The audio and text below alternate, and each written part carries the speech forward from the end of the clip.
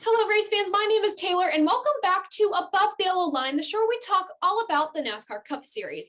We're going to recap the race at Texas Motor Speedway, give some updates and hot takes with some driver feuds, and finally preview the weekend at Kansas. But you guys, I'm not alone this episode. I'm happy to welcome first-time guest to Above the Yellow Line, Brandon Lowe, to the channel. So welcome, Brandon.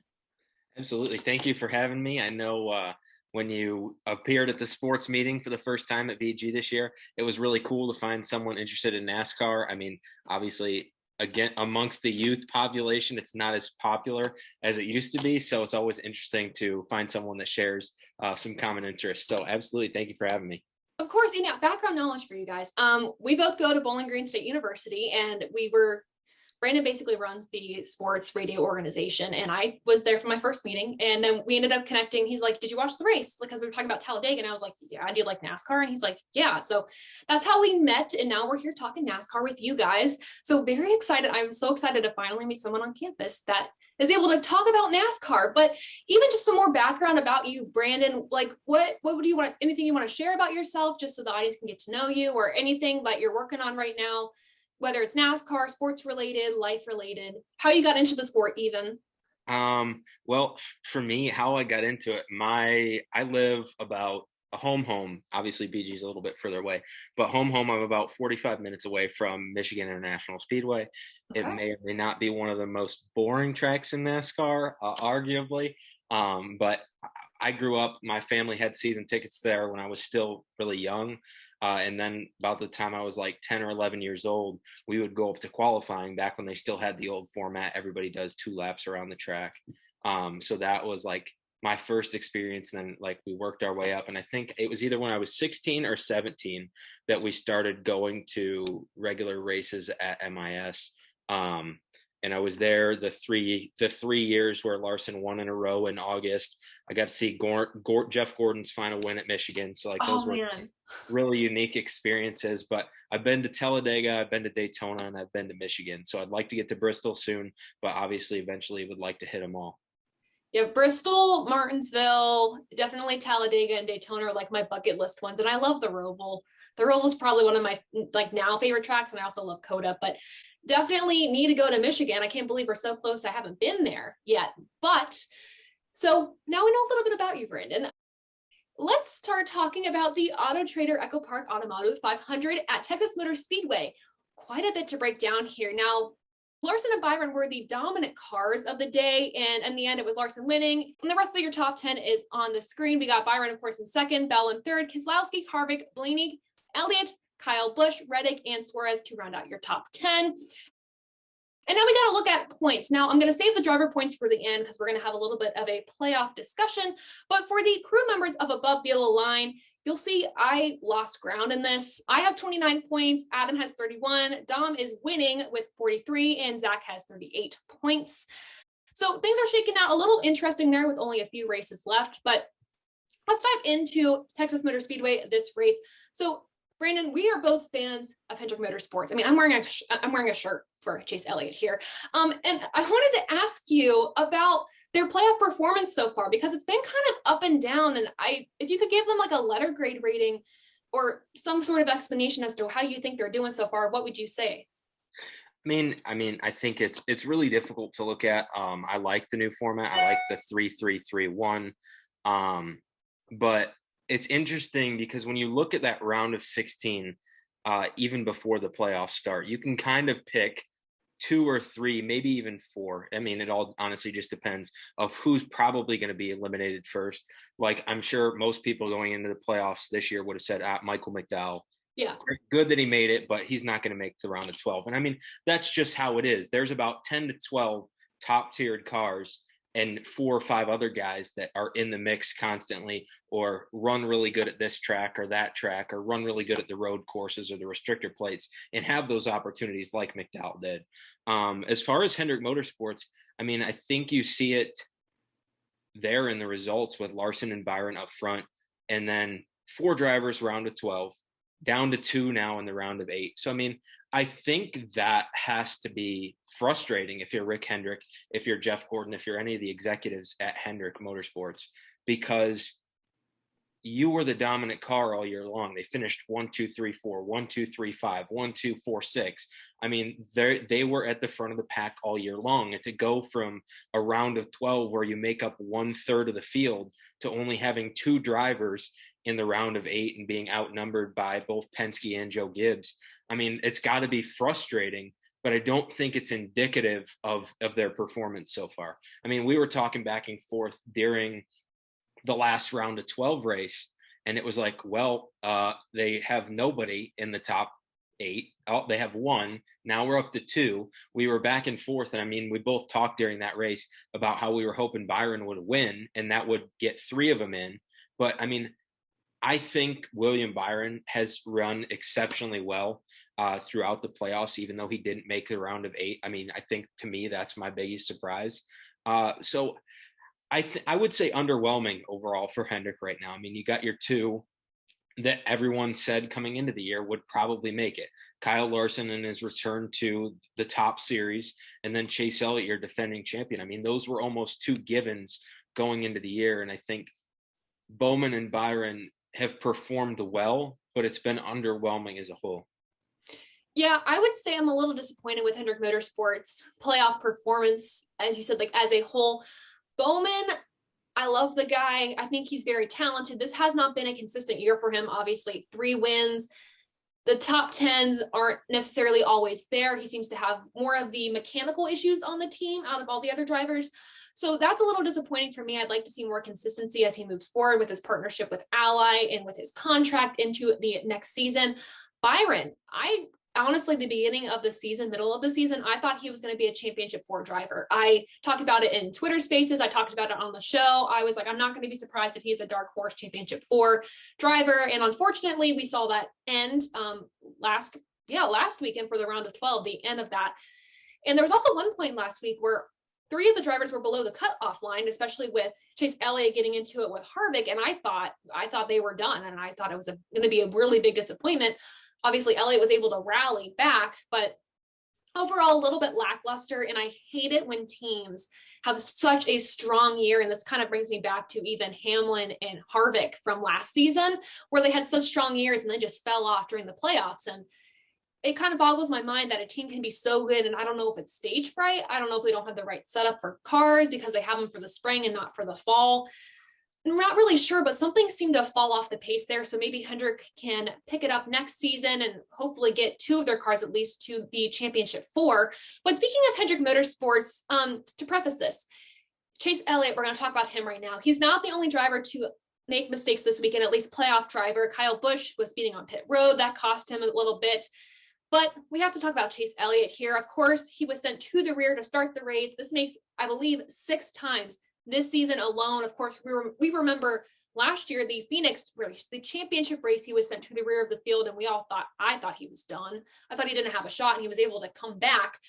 But I don't really know. Brandon, can you kind of, speculate maybe why this is happening? And if not, like, what can they do to have this stop happening altogether? What can the team do to be better?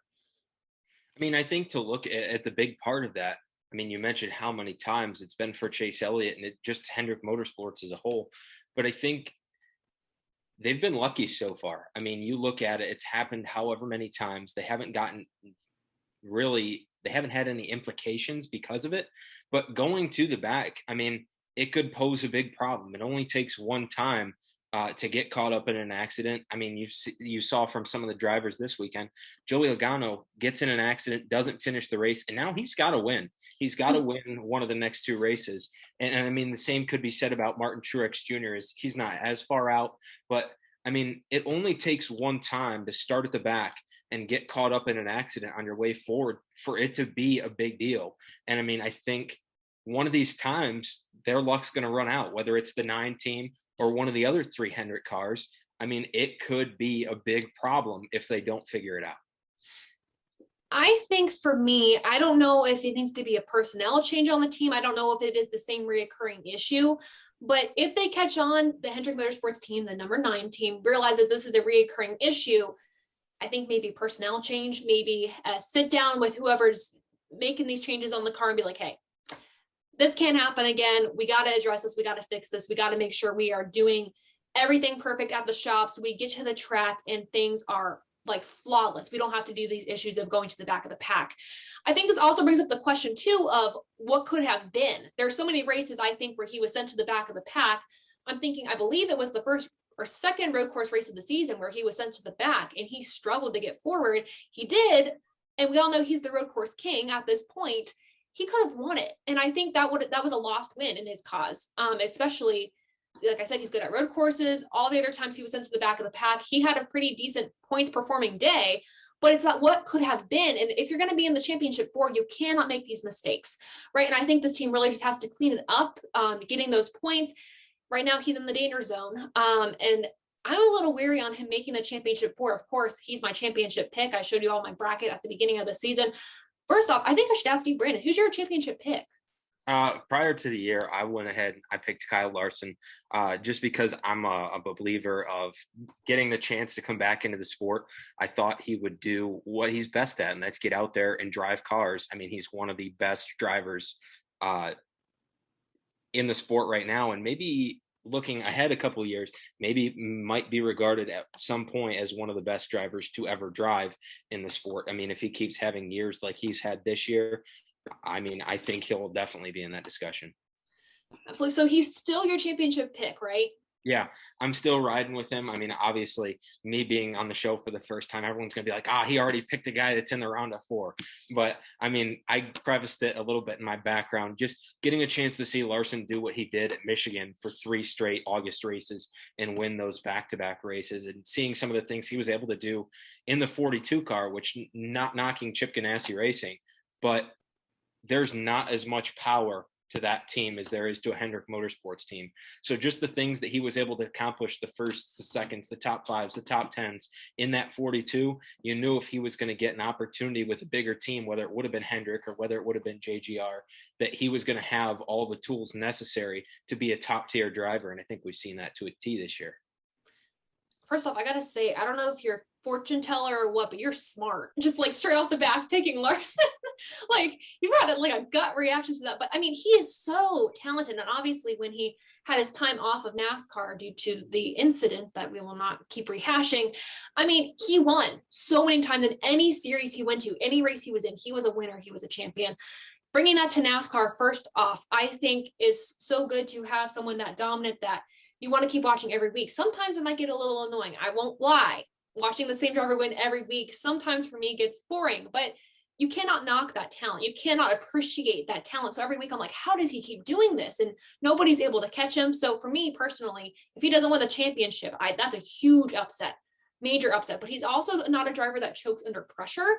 So I think this year with Larson, at least, maybe not with Elliott, but with Larson, I think Hendrick Motorsports has a good chance at kind of redeeming their playoffs, redeeming their season that they had, the really good season that they started with, and getting a championship to close it all out. But that's with Hendrick Motorsports for this race. Let's move on to another Chevy driver. We're going to talk about Reddick here, because Reddick was a driver that did really well this weekend, last weekend, but he might have been too gutsy. Brandon, I don't know what you thought about him this weekend. If you have any thoughts, obviously I don't even know how to describe it. He just got really excited. He was in the front of the pack. He had a chance to win near the end of the race. And I mean, I don't know. What are your thoughts about Reddick this season, even these past few weeks?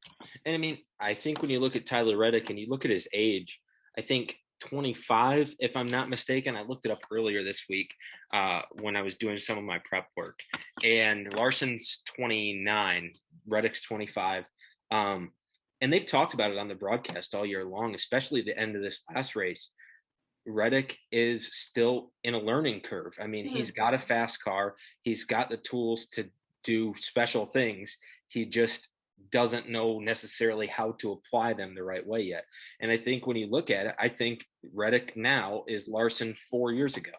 I mean, there's a very similar comparison, and NBC has made it a point the back half of the season. They always bring up the fact that Larson and Reddick have raced together, and you constantly learn from the people around you, whether, okay, he does this well or he does this well. And I think there's a lot of that with Larson and Reddick.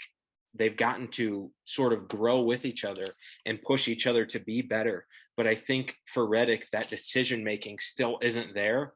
but I definitely think he could turn into similar to what Larson is now. I think eventually we may see Reddick go to JGR or another team, not RCR, but I think he just needs to really focus on his decision making, like we talked about.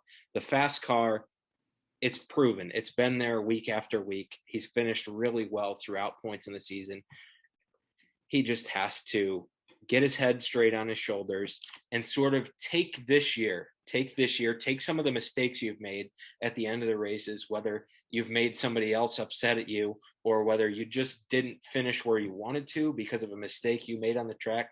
Take that as a learning experience and apply that to next year. And I definitely think he's a driver we're going to see back in the playoffs next year and possibly add some wins to his total. He's a driver too in the first round of the playoffs. I was shocked by it. I mean, I expected a lot from him just based on how he's done this season. And if you've watched the show many times, anyone out there, you know I talk about Reddick all the time just because he's been so impressive this season. So I do agree with you. I think he's a future contender for the title in years to come. I think someday he could be in the championship four. He just has to learn and grow. And you said the comparison to Larson. I also see a comparison when it comes to decision making to Stenhouse a little bit. If we're talking about, especially, yeah, we're talking about, yeah. Do you agree with that, or is it a little? I mean, I definitely think so. One of my favorite moments this year, or I think I was either scrolling through social media or watching an interview with Kyle Busch. I think it was it was a Fox interview before the season with Rutledge Wood and Kyle Busch, where he called him Recky Spinhouse.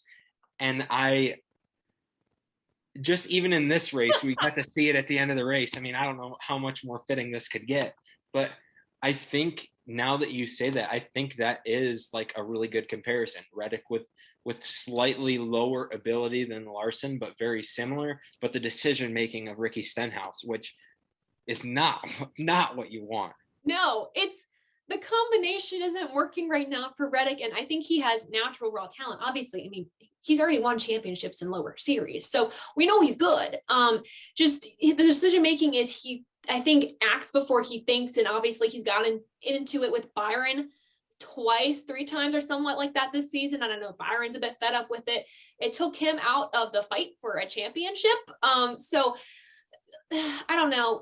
He just keeps having run-ins with other drivers. And I think he needs to take a step back, learn maybe when he's in a tough situation like he is, when he's about to win a race and he's like, oh, what am I going to do? Kind of set yourself right, ground yourself. Obviously, it's very hard. If I was in a position to win a race, I would probably be like Reddick, but it's a part of maturing as a driver. And I think he's learning a little bit more. And obviously, I think also in his post-race interviews, he is kind of, you can hear him maturing, and you can hear him talking better about his car and his race. You can also hear him talking about the mistakes he's made and, you know, what he can learn from them or what he can do different that time is just applying that. But I have a good feeling about Reddick in the future. Speaking of Tyler Reddick, who's now not in the playoffs, I think this whole weekend together combined, and we're going to talk about this in updates and hot takes, was the playoff drivers had a lot of issues with the non-playoff drivers. We could talk about Truex and Suarez. We can talk about, which we'll definitely get into, we got Briscoe and Hamlin yet again. Wallace ended up making a poor block at Texas Motor Speedway, almost a Talladega-sized or look-alike wreck on this weekend.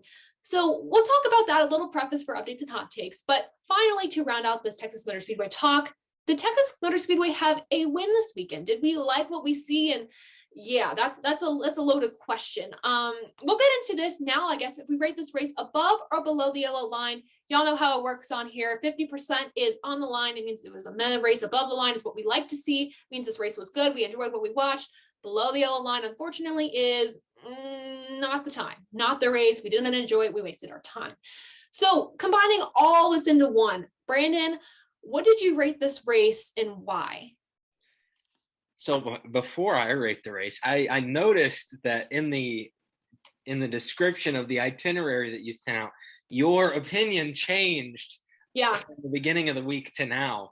I think for me, I think it was underwhelming, and it's easy to say, it's easy to go either way. Because I went back and forth between 55, 45, and I won't get into your numbers, but I know you went back and forth between being above and below the line as well. Right. But I mean, this race has an advantage because it's a playoff race. If this is a regular season race and we look back into a race in June or July, we're not happy because Right. it was a very predictable, boring race with the exception of the fact that there was a massive pile up at the beginning of the race that turned the backstretch into a parking lot. But I mean, I think you could go either way. I went under, I chose 45% just because I do think Texas Motor Speedway has an advantage to seem more appealing by the fact that it's in the round of 8. And that was my logic too, because I've gone back and forth. I've talked to others about their perception of the race. I've seen social media, but obviously I based this on my own thoughts. And I was debating whether, like, did the playoffs boot this race rating? Yes, it did. It made this race rating much higher than I would have been without it being in the playoffs. The playoff drama did. Unfortunately, the wrecks made some of this interesting just because it took out some playoff drivers. It made things a little more complex for the championship 4 picture. And that's why my rating was high. But then I also remembered what I tell you all. 50 is on the line. It means it was a meh race. And I can't say the race was knowing I had overall negative thoughts. So I kind of cheated a little bit and I put my percentage at a 49% because it wasn't just like I didn't have no feelings about it. I didn't have like just a general like nothing about the race. But it also wasn't as horrible as I think we all perceive Texas Motor Speedway to be. I think the track as a race for the All-Star race is actually kind of fun just because, you know, it's Texas, the Lone Star State. It kind of makes sense. And that was actually a little fun to watch with the races in the being shorter in time span and also the laps. But overall, as like a race, and I know we're going back to Texas Motor Speedway next season for the playoffs. I'm not too happy about that. I've shared my thoughts about that before. Maybe a reconfiguration in the future. I'm hoping actually Adam, one of the other hosts on Above the Yellow Line, and I talked about this 2 shows ago or off screen, but we think potentially maybe NASCAR can look at reconfiguring Atlanta, see how that works, and then maybe start kind of trickling down to the other tracks that need help. Maybe Texas is in the budget for a few years down the line. Who knows? But those are our race ratings. Let us know in the comments below what you thought about this race. I know there's a lot of varying opinions, but speaking of opinions, we're going to get opinionated and updates and hot takes. We're going to start by talking about the one piece of news this week, and maybe not news, more of a feud between 2 drivers that got heated over social media. We had Briscoe and Denny Hamlin online. Briscoe commented this on Instagram. He said, "If I only had 10,000 races worth of experience under my belt, ... Had no response. I mean, you know, you don't have to give a response to that. It's just it's a comment, maybe a thought from just, you know, in your brain. Denny Hamlin felt the urge to comment. He goes on to say, Chase Briscoe, not sure you'll get there. There's cars racing for a championship. In case you forgot about taking out the leader and costing him 1 championship already this season, perhaps when you learn give and take, you will start to finish better. So already we got right into it. And then it proceeds to talk about Chase Briscoe saying, hey, I'm racing for something too. Obviously, you'll see the screenshots on the screen right here, you know, talking about reasonings.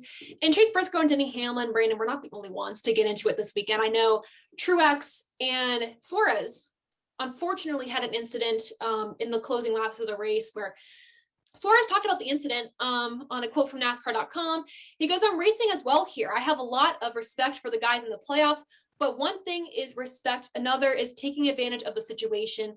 The rest of the quotes on your screen, he goes on to talk about, you know, when we're in the last 12 laps of the race, you know, talking about the tire situation and everything. And so kind of bringing this discussion outside of the feud, outside of the driver's perspective. Obviously, the driver's perspective is very important. But Brandon, do these drivers have a point? Do these non-playoff drivers have a point? Do the playoff drivers have a point? And where do you see a happy medium, if there is one? I mean, I think you have to look at every other sport. Every other sport, there's no teams in the playoffs that shouldn't be there or didn't qualify to get there. But I mean, they talk about it all the time. That's what makes NASCAR different, is you still have to go out and compete against the whole field, which, I mean, I like it by the fact that I think a race with 12 drivers would put me to sleep boring. Yeah.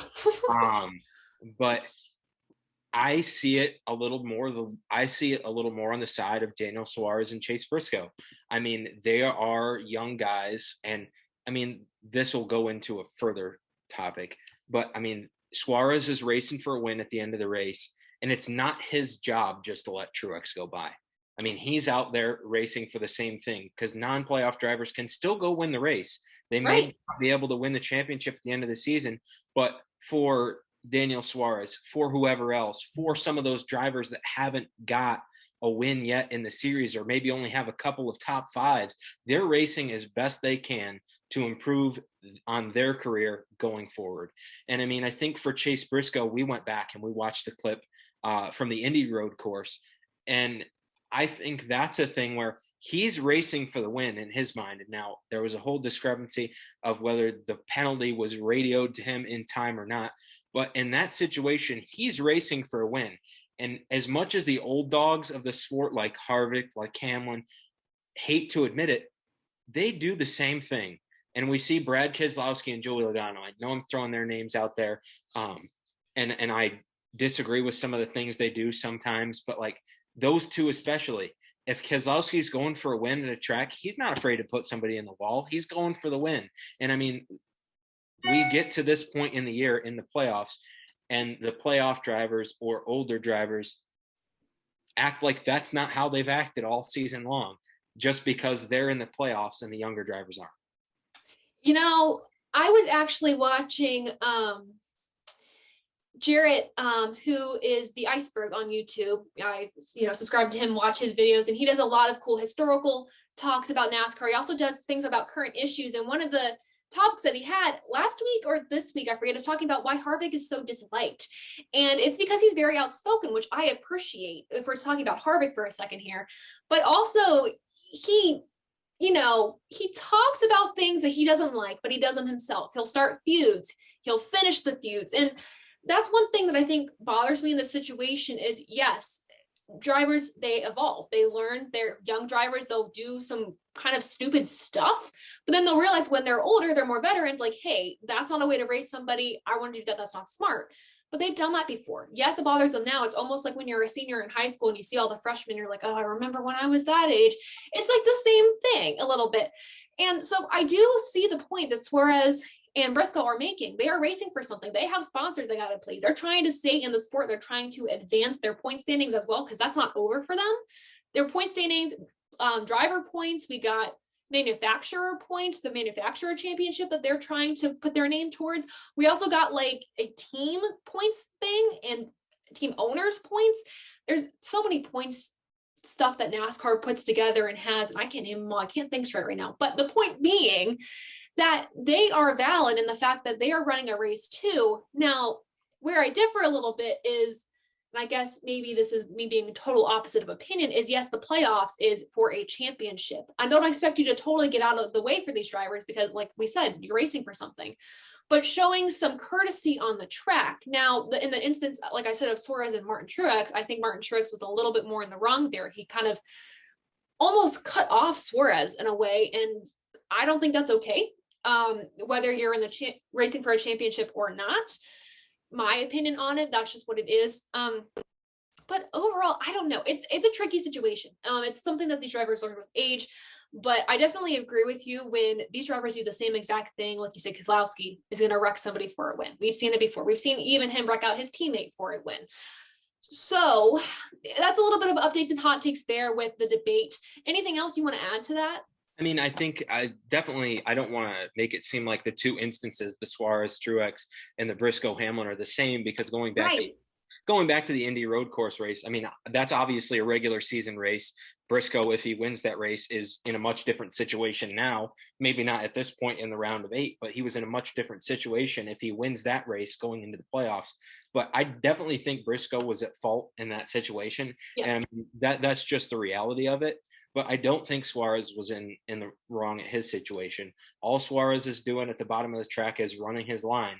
And if Martin Truex wants that line, it's not Suarez's job to give it to him. I agree where you say there's courtesy involved. And I mean, there is to an extent, but I think that every driver has a different opinion of what that is. And it wasn't Suarez's job per se to just give Truex the line. He's going to race him for it. And I mean, obviously, maybe in a different situation, Suarez views the situation a little bit differently. But like he came over the radio and said in car, he's like, I'm not just going to give him my line. And I would say too, Suarez is a driver I thought was going to win this season. I predicted he would win before Bubba Wallace did. And of course I was totally wrong going to Talladega. But I thought Suarez was going to be successful this year. And of course, he has been extremely successful, but he hasn't had that win yet. And when he says, like, hey, I'm fighting for something too, very valid. He's a very good driver. He knows when to push, when to not. And yes, he's made mistakes this season. So has Kevin Harvick in the past few weeks, even. Or so has Truex. So has Kyle Busch. So has Chase Elliott. Every veteran driver, every People's Champion driver has made mistakes this season. But like we both can agree on this, that I don't think Suarez was in the wrong here. And I think he's racing for points this season, and he's racing for a win for his sponsors. But that is updates and hot takes for today. Not a lot of news to break this week. I know last week was very news heavy, so kind of a nice, kind of relaxing start to updates and hot takes, start to the week. I know next week will probably get crazier as we're inching closer to the final race at Martinsville. And then we also are going to the championship 4. Then we're going to have like silly season talk. So a good week to have a nice slow news week. But now we got to go into your preview of the Hollywood Casino 400 at Kansas Speedway, starting with your track facts. Starting with your track facts, the track length of Kansas Speedway is 1.5 miles long. The race length for the Hollywood Casino 400 is 267 laps or 400 miles. Stage 1 is 80 laps. Stage 2 is also 80 laps. And the final stage is 107 laps. Now it's time to line up the field, see where all the drivers are starting this weekend. And no surprise, Kyle Larson is on the pole. Right beside him is Ryan Blaney. Then we have Keselowski, Kyle Busch, Elliott, Hamlin, Truex, Logano, Byron, and Bell making up your top 10. Finally, we gotta line up the odds. Which driver has the best chance of winning this weekend? Well, the last driver to win at this track, the Bushy McBush race in the spring, was Kyle Busch. He won that race in the spring, and then the active driver with the most track wins is actually a 3-way tie between Harvick, Hamlin, and Logano with 3 wins each. Next, the active driver with the best average finish at the track is Kevin Harvick with a 9.10 average finishing position, and amongst the remaining playoff drivers, the driver with the best average finish at this track is Chase Elliott with a finishing position of 10.45. Next, the team with the most track wins is Hendrick Motorsports with 5 wins. And finally, the manufacturer with the most track wins is Chevrolet with 10. So those were your track facts, driver stats, and the lineup for this weekend. Now let's go into some driver points. I told you we were going to switch up the format just a little bit, just so we can have things, more concise. We're talking about the points that's going to lead into our race winning picks. So let's get into it. Kyle Larson, of course, locked into the championship 4. He was probably going to already based on points. Then we have Blaney, Hamlin, and Kyle Busch. If things just stopped right there, they'd be your championship 4, and I'd be happy. Of course, my bracket would be Elliott, besides Denny Hamlin. I'd be much happier, but that's how the picture stands right now. But we're going to talk about the drivers and focus on the ones below the cutoff line right now.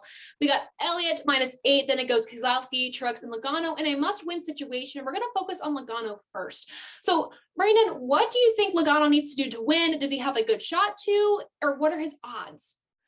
When I look at the bottom 4, I think Joey Logano, obviously it's easy to say he has the least chance to make the final 4.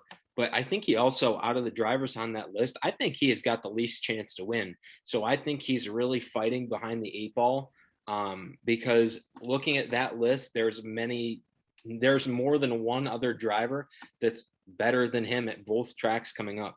Keep in mind, there's a lot of really good drivers at Martinsville on this list. So I think Logano's behind the 8 ball in the fact that he not only needs to win, but he's going to have a really good card, probably have one of the better races of his career to go out and beat some of these guys in front of him. Yeah, I'm concerned for Joey Logano. Kansas, I think, is his best bet, so he has to do really well because you got literally his name, Martin Truex Jr., Martinsville. He's great at that track. I think Martin Truex Jr. can do well at that and get himself into the championship 4 if possible. I didn't even think he would get past last round in my predictions, just based on his season so far. Like, he hasn't been super consistent, but also because I thought he'd be a shocker pick. But if anything, I think Truex has a good shot at making his way out of this position. Logano, not so much. Brad Keselowski, I don't know what happened. He drank some special juice or something because he rose from the ashes and performed really well last weekend.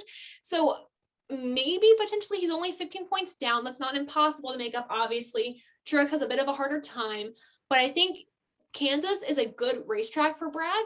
I think it's a good opportunity for him to get points, maybe not a win. And then Elliott, these last two tracks in the round of 8 are great for him. So I don't see him really struggling a lot. But yet again, I could have just jinxed him. I could be totally wrong. But is there any driver above the cutoff line right now, kind of reversing this, that you think will struggle and fall below? Think will struggle or want to struggle? Oh, you can answer whatever one you want. You can do both. I know you've got your Chase Elliott shirt on today. I'm a big Chase Elliott guy too. He's my second favorite driver. Last year he was my favorite driver because Larson wasn't in the series for the back half of the year. But I mean, those guys to me are just like superstars. I mean, they've come into the sport at a young age. They've done what they're supposed to do. But I would like to see, so my top 3 right now, I'm cool with. And I would like to see Chase Elliott bump out Kyle Busch. If we can get rid of Brad Keselowski, Joey Logano, and Kyle Busch all in the same round, oh boy. But no, I really think, and part of the reason I say that is because I think Chase Elliott wins Martinsville. My pick might change after this week, but I think he goes out and I think he wins Martinsville. So if you're Chase Elliott, it would be great to get a good finish this weekend. But I don't think he necessarily needs it. I mean, obviously you don't want to put yourself in a must-win situation, but right. I think if it came down to that, I think he has what it takes to win at Martinsville in 2 weeks. So I think the biggest surprise to me, to sort of add on to this point, is Ryan Blaney has gone just totally under the radar this year. Love Ryan Blaney. He's my girlfriend's favorite driver. But he's second right now in the point standings. And it's not like a Kyle Busch or a Denny Hamlin where they're 8 or 9 points ahead. Like, he's 17 points in. He's flying really high right now. Nobody's talking about him. And I think it would be great for him to make the round of 4. Do I think he has what it takes to win? We'll see. But I think it would be really great for him not only to get to that point, but I think he doesn't have any eyes on him. The past couple of weeks, it's been, oh, Elliott, oh, Harvick. And we've been back and forth about all these other drivers where he necessarily hasn't gotten the attention he deserves. But I think for him, that's also a good thing because he hasn't drawn the eyes of everyone else. He hasn't had pressure to go out and perform at a high level. He's just done it because that's what he's done. And I think for him, biggest surprise so far in the playoffs, and not necessarily surprised, just really enjoyed watching him do what he's done so far. And this is, of course, is the first season in his Cup Series career that he has multiple wins, which is very impressive. First off, gotta say, Ryan Blaney is one of my favorite drivers. Chase Elliott was mine last year, and Blaney just kind of grown on that. I will say this until I'm blue in the face. Everyone who's listening is probably tired of me saying this, but I really do believe Ryan Blaney is the people's champ. I think him winning a championship would be great for the sport. He is a well-liked guy. I believe even in the garage, outside of the garage, he does so much for organizations, his Alzheimer's organization, the Ryan Blaney Foundation that he works with. He's also really good with just media. He's great with the Glass Case of Emotions podcast that he does with Kim Kuhn and everyone. And I just think he's such a well-liked driver. It would be so good for the sport to have him win a championship. I think the points right now, it's doable, but he's really got to perform these last few races. And actually, he was on a Twitter space earlier this morning with even Kim Kuhn and Mamba was on there, and he was just talking about, his playoffs, his season, how it's going. He even talked about some Halloween stuff, whether he was going to do a partner costume with Mamba again this year with Bubba Wallace. And it was just a really fun time. And he talked about his point standings, which I was really interested to hear his take. And to summarize what he said, he was like, we're not safe. I mean, I feel great with where I'm at, but you can never be comfortable. Right? He's 17 points to the good right now, but that could go away in an instant. Whether you get a flat tire, you wreck out, you have a bad race, you finish outside the top 10, that can go away depending on what the other drivers in the field do. But I think right now for Ryan Blaney, like you said, Brandon, it's impressive what he's done this season. And it's so enjoyable to watch him do well. Because I think a lot of his fans for a long time are like, he's doing decently, he's doing okay. When are we going to see him get some wins? And this season, he has momentum on his side. And I don't know what that is, but he seems to be taking the lead this year at Penske, which I personally think is good with Brad leaving. Joey Logano obviously going to be the most veteran driver on the team. And then new driver, Austin Cindric, going to the Cup Series. Obviously, he's in the Xfinity Series for Penske in the 22, going to the number 2 in the Cup Series next year. So I think that combination, how Blaney's driving right now, how we know Austin Cindric can, and how he's a championship driver in the Xfinity Series last season, I think they're setting up a good future for Penske, absolutely. And then obviously Harrison Burton going into the 21. So those are your playoff leaderboards right now, with Larson, Blaney, Hamlin, and Busch above the line, and then Elliott, Keselowski, Truex, Logano below the line of the cutoffs. And we'll see where that all shakes out. But right now, let's go to our race-winning picks. Of course, we mentioned a lot of names there. A lot of names, actually, that we just mentioned and just talked about were probably in our race-winning picks. And some might not even be in the championship race right now. So let's start with our garage picks. Brandon, who do you have as your garage pick this weekend, and why? I would just like to add on to the last question before I answer this next one. I do think Austin Cindric in the 2. I think he makes the playoffs next year. I think he goes out and wins at one of the road courses, maybe even more than that. But I definitely think he could be a rookie playoff driver next year. I want to see that so bad. I really do. I think he's so talented that it would be a shame if he didn't make it, but also knowing it's a new team, not necessarily a new team, but like stepping up. There's going to be a learning curve with the next gen car as well, but he has what it takes. Well, and the playoffs favor a driver like Blaney, or right. not Blaney, Cindric. Cindric, there we go. Because if you can make it through the round of 16, in the round of 12, you have the Roval. So, I mean, he could potentially not only make it, but then potentially be in this situation next year where he's in the round of 8, simply because the fact that the first 6 races of the playoff line up to his advantage. So, but back to this year, I mean, obviously that's well ahead, well into the future. But this year, I think a driver that's been sort of another under the radar driver, but also a driver that has performed well given the circumstance, is Erik Jones. I mean, you have him a couple of years ago in JGR cars, high power, one of the top tier teams. At a time they were running really well. Lost his job to Christopher Bell, is now in Richard Petty's 43 car, and he has performed well to the point where he did really good last week. He did really good the week before. I mean, he's consistently put together high team caliber performances with not necessarily a high caliber team. So that just attributes to some of his driving ability. And I think this weekend, could be a top 10 finish for Erik Jones. I don't know about going up and winning the race, especially in the playoffs, being as much pressure is applied to the playoff drivers to go win the race. But he's a driver that could sneak in there, surprise to people. I definitely think Erik Jones, you'll see him in the top 10 at the end of the race this week. I think that's a really smart pick, actually. And yeah, Erik Jones has done significantly well these past few weeks. Not really mentioned by the broadcast at all. So I'm really glad you brought that up. Obviously, I hope Jones has a really good season next year and is able to get into the chase at some point potentially, or be just really good on points. But a driver for my garage pick, a little bit of a controversial one right now. I have Kevin Harvick as my garage pick. Obviously, he has the stats to back him up at Kansas. But at the same time, like, he was getting somewhere last week. He had a top 10 finish last week, and he's been doing it decently well. And obviously, it's the end of the season. No secret, SHR has had a rough year, but he's been able to put it together and has built some consistency. Obviously, feuds aside, and anything that could come from that, I think that's done, honestly. If we're talking like this weekend and beyond, maybe Martinsville, he might, we don't know, like bring that up, bring back the feud. But I think for Kansas, I think we're good, and he's going to be focused on his race. So I think Kevin Harvick might not win the race. I don't think he has the equipment right now compared to like Larson and everyone else in the field to win, but I think he'll have a good points paying race. But now let's get to our race winning picks. Now you'll see when I talk about the rest of the above the yellow line crew that we have some similarities here, but I think, because we know who's good at Kansas, right? And it's a select few drivers, I think, that really have what it takes to win this weekend. But Brandon, who do you think is going to win this weekend? Ryan Blaney. We just talked about Blaney. So it feels weird being that we're going to bring the conversation back on to him. But I mean, I think nobody talks about him. So he gets to go into this race. Again, no pressure. 17 points above the cut line, and which you talked about how he said this morning, he's comfortable right now. I mean, you can't get too comfortable because, like you said, it only takes one speeding penalty on pit road, one loose wheel, a disqualification at the end of the race with too many loose lug nuts, getting an accident. It only takes one thing to impact the points.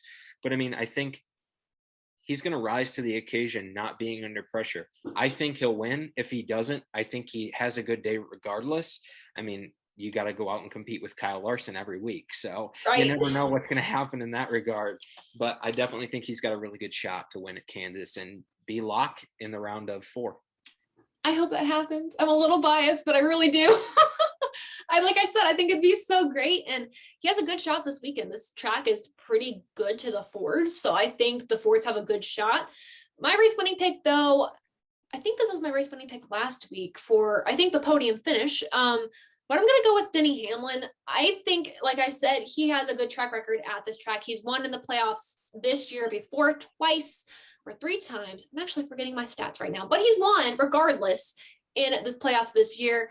So I think he has a good shot. I don't want to go with somebody who's too obvious. And obviously I probably would have gone with Kyle Busch if he hadn't burned me before, because I have chosen him, I think, 3 or 4 times this playoff run for a race winning pick. And either he's wrecked, he's at a speeding penalty. I am the bringer of bad luck for these drivers. So hopefully that's not what I do this week. I think Denny Hamlin's going to take the cake. Those are our race winning picks, but those are our race picks. Here's the rest of the Above the Yellow Line crew. Adam in the garage, he has Denny Hamlin. Dom in the garage, Brian Blaney. And Zach in the garage has Chase Elliott. And then for their race winning picks, Chase Elliott is Adam's, Brad Keselowski is Dom's, and Zach has Brad Keselowski as well as his race winning pick. Like I said, some similarities. So let us know yours in the comments below. And that does it for today's episode of Above the Yellow Line, the show where we talk all about the NASCAR Cup Series. Thank you so much, Brandon, for being on the show. It was so much fun to hear your insight and everything. We'll definitely have to do this again. Absolutely. I really enjoyed it again. I thanked you at the beginning, but thank you again for having me on. Really enjoyed my time, and we'll see how this weekend plays out. And hope to be back. Yeah, thank you so much. And just so anyone who's in the Above the Yellow Line, who views, wants to see what you do outside of the show, where else can we find you? On Twitter @TheBrandLow. I'm not an avid tweeter, but I'll tweet occasionally when I'm doing sporting events and stuff like that. I do a lot of high school sports, play-by-play in Northwest Ohio, Southeast Michigan, and then a lot of stuff here at BG for the next year. And then if any future employers are out there watching this, I graduate in April, so holla at your boy. Honestly, though, shouting out for a job, perfect, great. Honestly, you probably had the best use of a plug to any social media or whatever that we've had so far on the channel. So kudos to you. You take the cake on that. But that's where to find Brandon to find more content from Above the Yellow Line. Make sure you follow me on Twitter. We do fan questions, Twitter Spaces. All that is the central hub for the channel. So make sure you follow us there. Also follow Above the Yellow Line on Instagram for some updates of what we post, some behind the scenes looks at what's coming up. And finally, check out the Podium Finish. It is a great motorsports media outlet where we do interviews, recaps, previews, and more. Such a fun time there. All this linked in the description below. But before you check that out, make sure you like and subscribe to the channel. Share those with your friends and family. And thank you all so much again for supporting Above the Yellow Line. And until next time, we'll see ya.